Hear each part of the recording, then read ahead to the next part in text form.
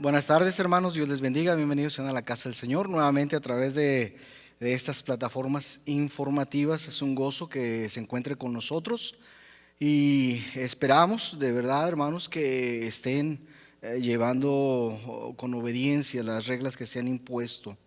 Es necesario que nos cuidemos, ¿verdad? Y evitar contagios, evitar problemas. Celebramos este día, hermanos, una semana muy especial dentro del cristianismo. Creo que es la semana más grande y más importante. Celebramos Navidad, celebramos muchas otras cosas, pero lo que celebramos esta semana es el trabajo más importante de Dios Hijo, de nuestro Señor y Salvador Jesucristo. Vaya por favor al Evangelio de San Mateo, capítulo 27, San Mateo capítulo 27, y vamos a leer del versículo 15 hasta el 25, hasta el 26, perdón. San Mateo 27, del 15 al 26. Dice la palabra de Dios de la siguiente manera: Ahora bien, en el día de la fiesta acostumbraba el gobernador soltar al pueblo un preso, el que quisiesen. Y tenían entonces un preso famoso llamado Barrabás. Reunidos pues ellos, les dijo Pilato: ¿A quién queréis que os suelte? ¿A Barrabás o a Jesús llamado el Cristo? Porque sabía que por envidia le habían entregado. Y estando él sentado en el tribunal, su mujer le mandó decir: no tengas nada que ver con ese justo, porque hoy he padecido mucho en sueños por causa de él. Pero los principales sacerdotes y los ancianos persuadieron a la multitud que pidiese a Barrabás y que Jesús fuese muerto. Respondiendo el gobernador les dijo: ¿a cuál de los dos queréis que os suelte? Y ellos dijeron: a Barrabás. Pilato les dijo: ¿qué pues haré de Jesús llamado el Cristo? Todos le dijeron: sea crucificado. Y el gobernador les dijo: pues, ¿qué mal ha hecho? Pero ellos gritaban aún más diciendo: sea crucificado. Viendo Pilato que nada adelantaba, sino que se hacía más alboroto, tomó agua y se lavó las manos delante del pueblo, diciendo: inocente soy yo de la sangre de este justo, allá vosotros. Y respondiendo todo el pueblo dijo: su sangre sea sobre nosotros y sobre nuestros hijos.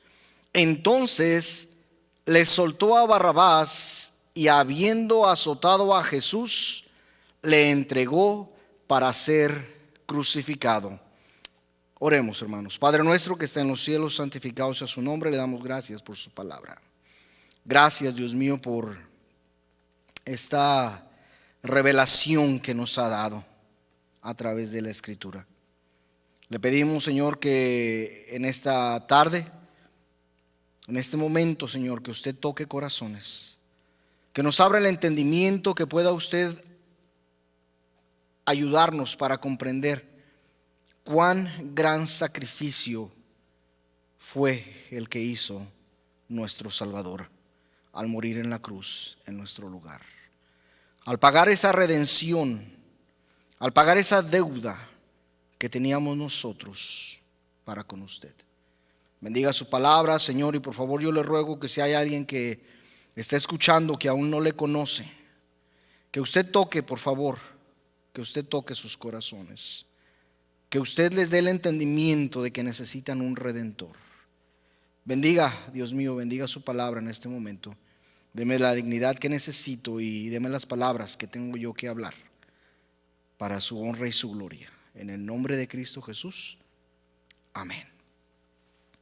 Cuando hablamos de Jesucristo, desgraciadamente nosotros hemos confinado la obra de salvación solamente a la etapa de la encarnación, es decir, desde que fue encarnado nuestro Señor Jesucristo hasta su ascensión 33 años y medio después. Jesucristo o Dios Hijo, para entenderlo de esta manera, tiene trabajo desde la creación sobre todo lo que usted y yo conocemos. Un trabajo creativo. También tiene un trabajo como profeta. Y aún más, dentro del tiempo de la vida terrestre de Dios mismo, tuvo un trabajo como una obra redentiva para favor del ser humano. Y eso es lo que vamos a ver hoy. Déjeme le digo que este estudio lo comencé realmente en 1992. Y entre notas y escritos que yo tenía, finalmente lo puse junto en 1995, entonces ya tiene algo de tiempo. Y quiero decirle, hermano, que mientras Cristo como profeta predijo muchas cosas, no fue sino hasta su encarnación que entró completamente a ese oficio. Fue el profeta anticipado por Moisés en Deuteronomio capítulo 18, versículo 15. El apóstol Pedro en Hechos capítulo 3, versículos del 19 al 26, también declaró que Cristo era profeta. Y como profeta, nuestro Señor predijo su muerte y su resurrección. Sus enseñanzas en parábolas estaban llenas de profecías. Y en su predicación en el Monte de los Olivos, en Mateo 24 y 25, Él trazó varios eventos futuros que se llevarían a cabo después de su ascensión y hasta su regreso. Pero en realidad el punto principal de la encarnación de nuestro Señor Jesucristo fue el de pagar por los pecados de la humanidad. Es decir, reconciliar al ser humano, a todo aquel que crea y que confíe en Él, con Dios mismo. Y esto solamente lo pudo haber hecho de la manera en que solamente Él lo podría haber hecho. Es decir, se tenía que haber convertido o tomar forma de hombre, ya que solamente un hombre sin pecado pudo hacer la reparación del pecado del mundo. Y esto lo hizo a través de su muerte en la cruz. Para entender, hermanos, en realidad la necesidad de la reconciliación, debemos de entender lo que es el pecado. El pecado no es otra cosa sino el veneno en la sangre del mundo, en la sangre de cada individuo, de cada ser humano. Y en realidad, queridos hermanos, no vaya a pensar que estoy diciendo algo que no está bien, pero no se necesita la Biblia o la palabra de Dios o una medida de moralidad para hacer que el hombre pueda entender que cuando ha podido hacer el bien, el hombre siempre hace el mal, porque el mal siempre está presente en él. En realidad, queridos hermanos, todos reconocemos ese conflicto por causa de nuestra conciencia, por causa de nuestra conducta. Entre nuestro mejor juicio y apetitos carnales hay una batalla. Quizás alguien le llame a esto una anormonía moral, o como quieran. La Biblia le llama pecado. Los que hacemos solo, los pecados que usted y yo hacemos solo revelan en realidad el principio o el principado del pecado que está en nosotros. Y esto es como las llagas y otras cosas que revelan el mal que está dentro de nuestra sangre. En otras palabras, queridos hermanos, el pecado lo hemos heredado todos. Salmo 51:5. Pero esto, queridos hermanos, David no dijo que era hijo de un bastardo o de una adúltera. Él simple y sencillamente dijo que nació con una naturaleza pecaminosa. Por pecado original o depravación natural debemos de entender que en totalidad no hay nada bueno en el hombre, sino simplemente que el hombre tiene la tendencia natural del corazón inclinado siempre hacia el mal. El pecado no es el resultado de la situación a nuestro alrededor, no es el resultado de la tentación, pero sí es la salida de nuestra propia inclinación pecaminosa. Es lo que aprendemos en Santiago capítulo 1, versículos 13 y 14. El Señor Jesucristo ilustró nuestro corazón como la fuente de todos los tipos específicos de pecado. Marcos capítulo 7, versículos 20 y 23. Ahora debemos distinguir entre pecado y pecados. Pecado es la disposición natural que nosotros tenemos, heredada a cada uno de nosotros a través de nuestro padre Adán. Pecados son los hechos o aspectos específicos que cometemos a causa de esta disposición a pecar. Pecado es al hombre natural lo que es a la manzana el podrirse después de un tiempo. Adán, queridos hermanos, nació a la vida inocente y había solamente un paso entre su inocencia y la justicia. Pero sabe una cosa, también había solamente un paso entre su inocencia y el pecado. Y Adán y Eva escogieron tomar el segundo. Decidieron ser un pecador. Es decir, hermanos, si Adán hubiera escogido el primero, habría sido hecho justo y tal vez le hubieran permitido comer del árbol de la vida. Esa es una incógnita que tal vez el Señor nos revele cuando estemos en su presencia. Imagínense vivir para siempre en un estado de santidad y en un estado de perfección. Porque tenemos que recordar que Adán y Eva fueron creados perfectos a la imagen y semejanza de Dios. Ellos no tuvieron hijos antes de esto. De haber sido así, imagínense, los hijos de Adán y Eva hubiesen nacido inocentes. Sin embargo, sus hijos y todos nosotros llegamos a este mundo después de la caída. Es decir, nacimos pecadores y la raza humana vino a ser pecadora por herencia. Romanos capítulo 5, versículo 12. El hecho, queridos hermanos, de que todos mueren es prueba de que todo hombre es pecador. Ahora, la paga del pecado de Adán fue ambas muertes, tanto espiritual como física.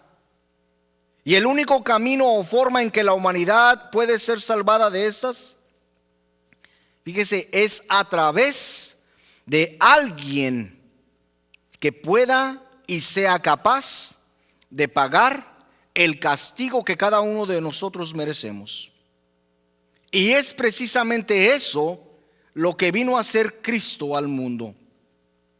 Para este fin fue necesario que Dios viniera a hacerse hombre.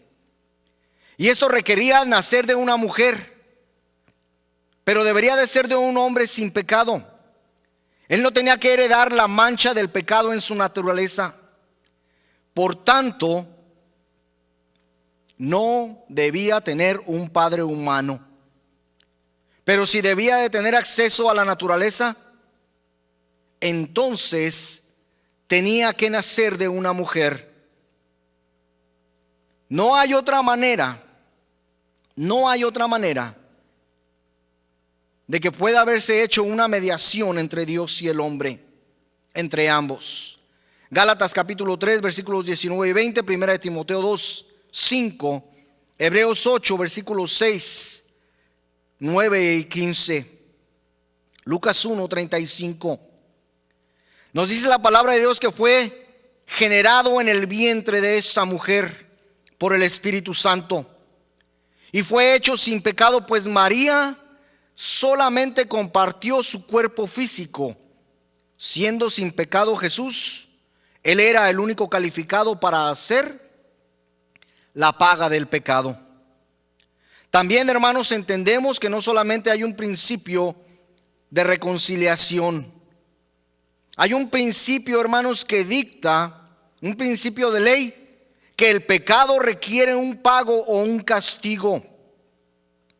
Cuando usted y yo quebrantamos una ley de tránsito, usted y yo no somos acreedores a hacer un pago requerido por ese mal que hemos hecho. Y solamente hay un sustituto, y ese es el dinero, ¿verdad? Pues sabe, hermanos, que nuestra relación con Dios, después del quebrantamiento por causa del pecado de nuestros padres, Adán y Eva, llega a exigir, fíjese, llega a exigir un sustituto adecuado. De otra manera, queridos hermanos, la ley no tendría efecto. Sin embargo, ahí es donde viene la obra de redención. Ahí es donde entra la obra de reconciliación que ha hecho nuestro Señor Jesucristo. Es decir, Él vino a pagar, a proveer cualquier, válgame la hora y la redundancia, provisión que pudiese ser aceptada en la administración del gobierno, por decirlo de una manera, para que éste en su justicia, en su seguridad, en su soberanía y en la honorabilidad que se le otorga al ofensor, que es perdonado. En otras palabras, queridos hermanos, Adán quebrantó la ley y la pena por esto fue la muerte. Dios pudo cancelar la ley y perdonarle, ¿sabía eso? Pero no podría defraudar aún a su misma palabra. Si Dios, fíjese, aprendas esto, si Dios hubiese hecho esto, Dios no sería justo, porque Dios ya había establecido una administración allá en el huerto del Edén y le dijo a Adán: de todo puedes comer, menos de este árbol, que es el árbol del conocimiento del bien y del mal. El árbol en ningún momento es malo, al contrario, la Biblia dice que era deseable. Sin embargo, había una prohibición sobre ese. Dios, en su justicia, misericordia y amor, tomó las medidas necesarias para que esto fuese posible para usted y para mí. No solamente para Adán y Eva. Allá en la eternidad, queridos hermanos, y usted que me está escuchando y que me está mirando en este momento, allá en la eternidad, Dios le miró a usted y propuso en sí mismo ser el sacrificio o la paga para que usted pudiese ser reconciliado con Dios mismo. ¿Y sabe qué? El sustituto era Dios mismo en la persona de su Hijo Jesús. Y aunque el sustituto no se proveyó en el acto en ese momento, sino hasta después de unos 4000 años, Jesucristo aún así cargó con la penalidad del pecado de Adán y de Eva, y el de toda la humanidad en la cruz.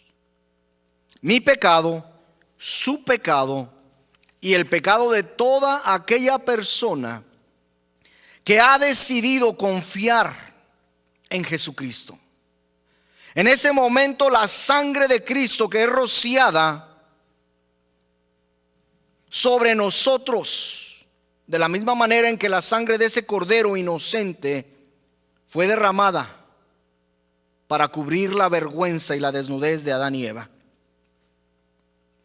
Por todo ese tiempo, corderos, machos cabríos, vacas, becerros, etcétera, etcétera, con sus cuerpos humeantes en los altares, Dios estableció, hermanos, una lección objetiva y mantuvo delante de la gente el hecho de la justicia de Dios, ya que sin derramamiento de sangre no habría remisión de pecados.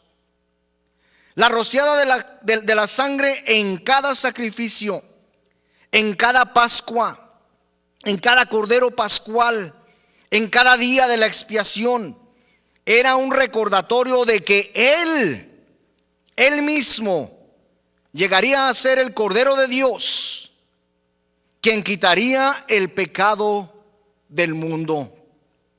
San Juan capítulo 1, versículo 29. Y cuando el tiempo llegó para ofrecer ese sacrificio, vemos la justicia y la misericordia paradas allá en la cima del Calvario.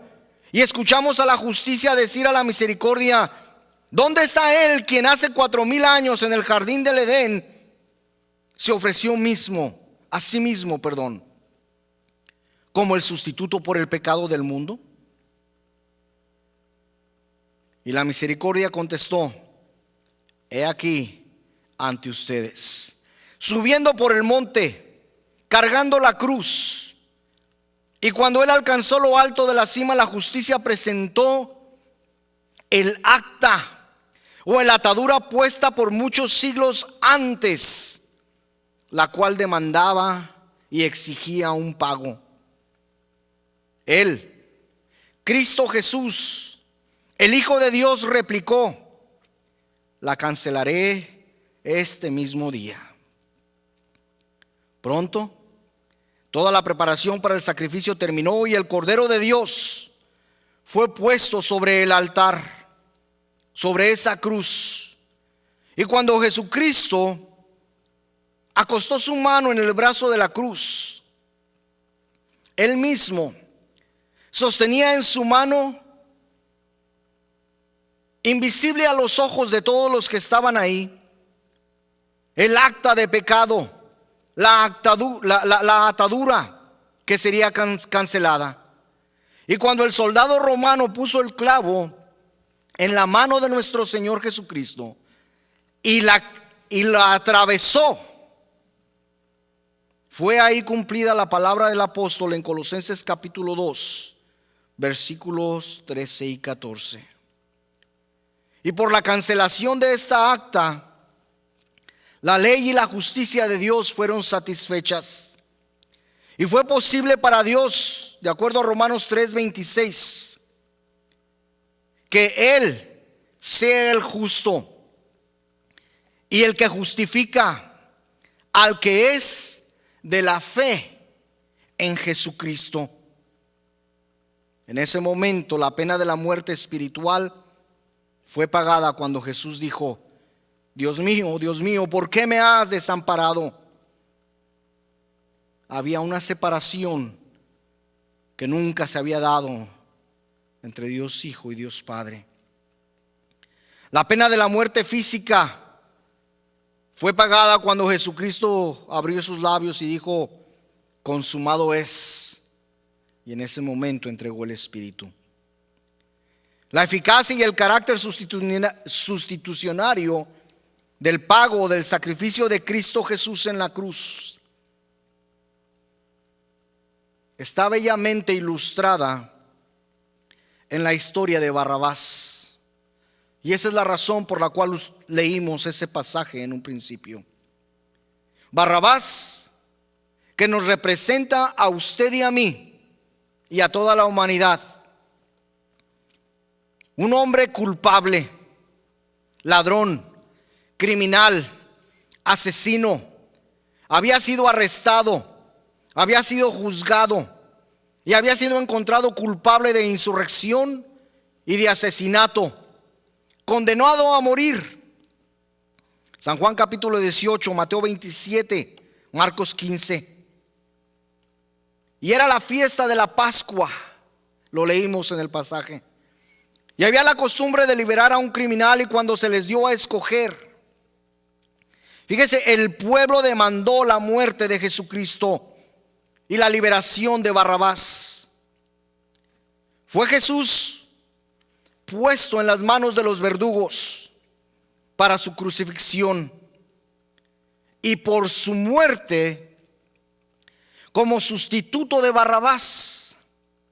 Fíjese, Jesús, inocente, dejó satisfecha a la ley, a esa acta que había sido redactada y que acusaba y comprobaba que Barrabás era quien merecía ese castigo. En ese momento, Barrabás fue liberado. Esta es la vista de la paga.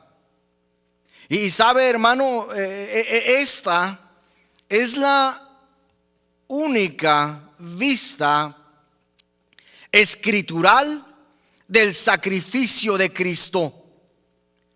Y si Barrabás, queridos hermanos, fue al Calvario hace casi 2000 años, que tal vez, no lo dudo, por cómo era esa persona, y fue al Calvario para ver la crucifixión, ¿sabe una cosa? Barrabás sabía que el que estaba en esa cruz había tomado su lugar.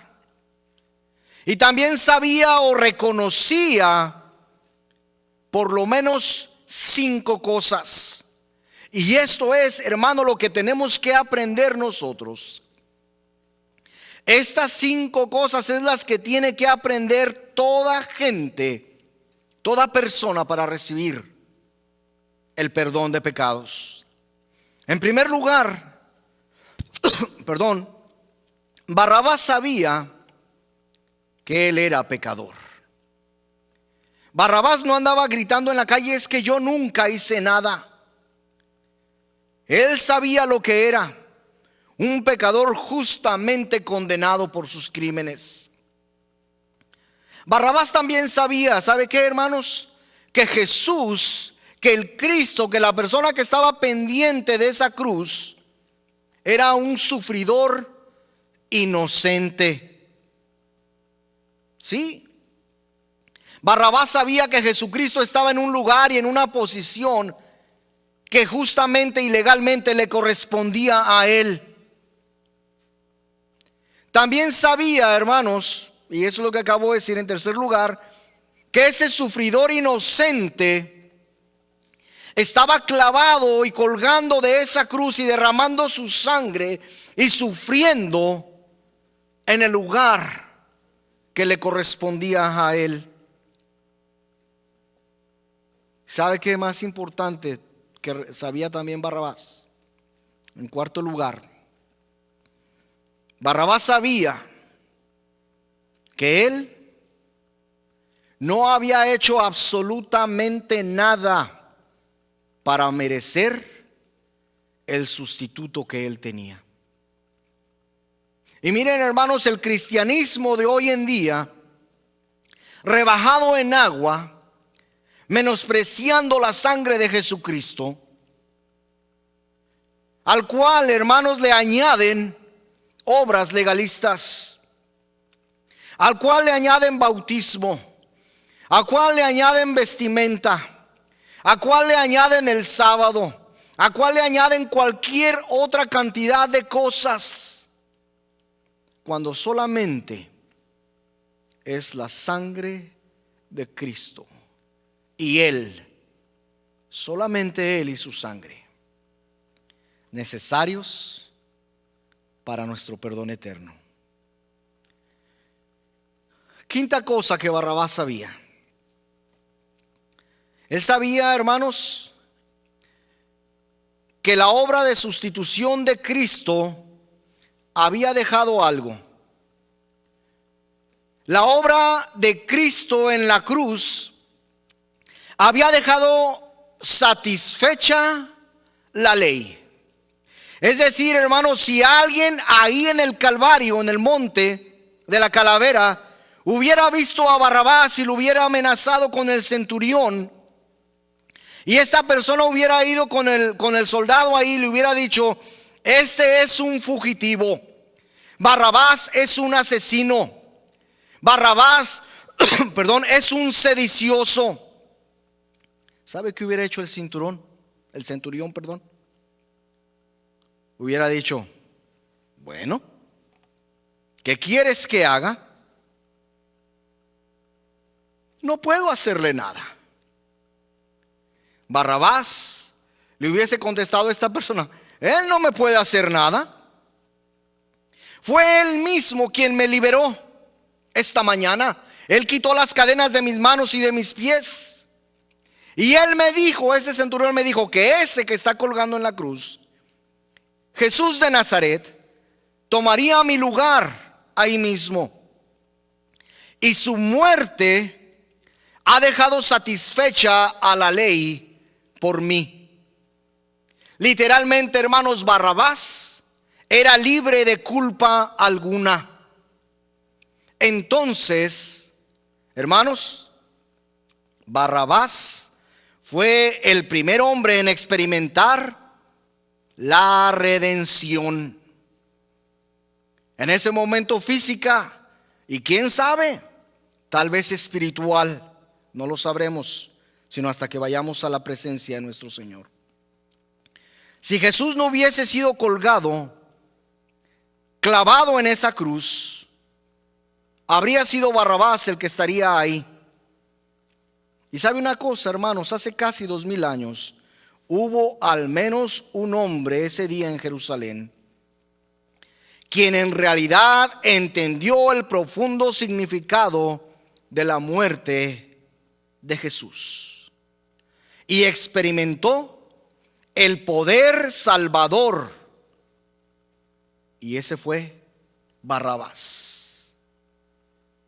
La pregunta que siempre viene a nosotros es esta: ¿has tú experimentado ese poder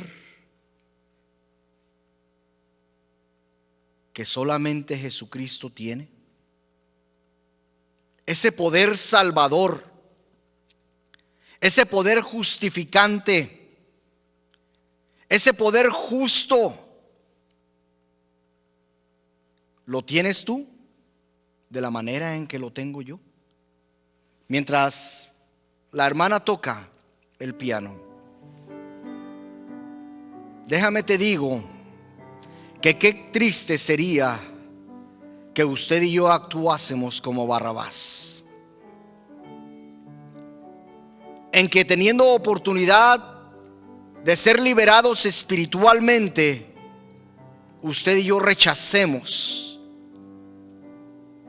ese sacrificio sustitucionario que Él hizo. Jesucristo colgó de un madero hace casi 2000 años para beneficiarlo a usted y a mí. Jesucristo estuvo en esa cruz clavado y derramando su sangre en el lugar que a mí y que a usted nos correspondía. Hoy en día yo puedo decir, la ley no tiene nada en contra de mí. La ley está satisfecha por el hecho de que Jesús tomó mi lugar. La pregunta es, ¿usted está en posición de decir eso?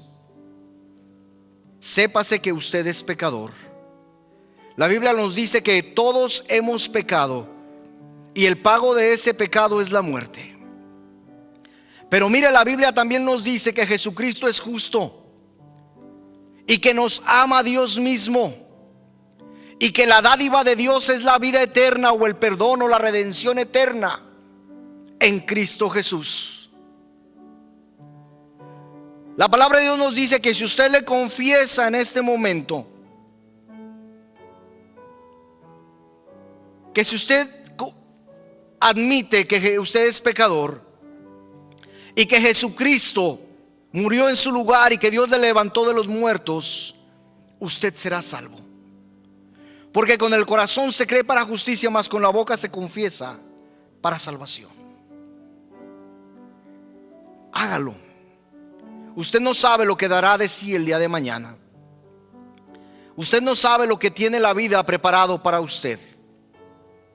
En estos tiempos de incertidumbre, quiero decirle que este es el mensaje de esperanza más grande que usted ha escuchado jamás. Oremos. Padre nuestro que está en los cielos, santificado sea su nombre. Gracias le damos, Señor, por su palabra. Gracias, Dios mío, por ese sacrificio que usted hizo en la cruz. Así como Barrabás, Señor, la ley no tiene nada en contra de mí. Y soy libre, libre por su sangre preciosa. Yo le ruego por aquellos que me escuchan y aún no le conocen. que puedan llegar al entendimiento y a la confianza de poder decir: Dios mío, sálveme en Jesucristo. Soy pecador y no merezco nada, pero vengo a usted confiando en que solamente usted me puede dar la vida eterna y el perdón de mis pecados. Se lo ruego, Señor, que utilice esta su palabra para levantar y abrir el entendimiento de aquellos que nos escuchan y no le conocen. En el nombre de Cristo Jesús se lo pedimos todo. Amén.